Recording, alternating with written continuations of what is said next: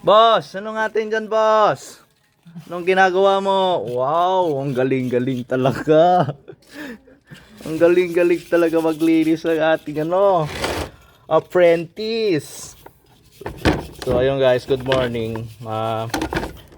Ito yung hard starting na Hyundai Starex. So kapon, tinanggal namin yung starter kasi low cranking, kaya ba naglo-low cranking siya. Yung carbon brush ipit na kasi na siya nag-expand. So ayan, crack na yung natin, carbon brush. So pag umipit na siya, hindi na bumabalik. So naka naka-stuck na lang siya. Saka ang ganit. Tapos yung solenoid niya, nag-check naman ako dito sa solenoid. Buo pa naman yung niya, yung full coil saka hold coil. So dalawa kasi ang winding nito, isang hold coil saka isang full coil. Yung full coil yun yung maghahatak dito sa natin, sa may Bendix drive. Tapos yung hold coil naman, habang umiikot na yung pinaka armature natin, yun naman ang mag-hold para mag-steady yung cranking. So dalawa yung winding ng natin, solenoid sa starter. Lahat ng starter solenoid, dalawa ang winding niyan. So hindi pwede mawala ang isa.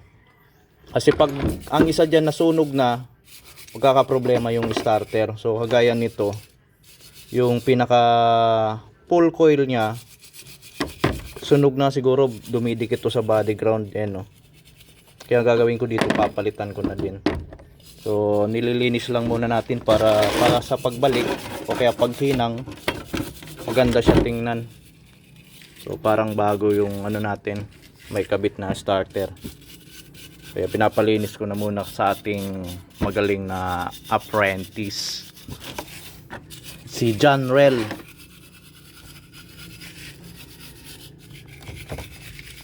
So ayun guys, update ko kayo pag okay na yung natin, Starex na hard start issue. So bali nagpalit pala kami ng kahapon.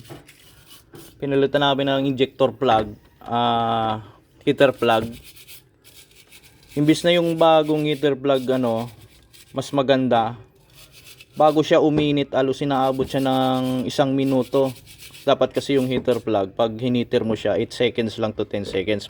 Maximum na yung 15 seconds. Pero sa kanya, maabot ng 59 seconds. So mag-1 minuto.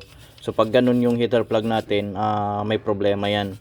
So dapat hindi siya aabot ng 1 minuto yung pag-heating ng heater plug. Hanggang 8 to 15 lang siya seconds maximum. So ganun dapat yung natin, heater plug.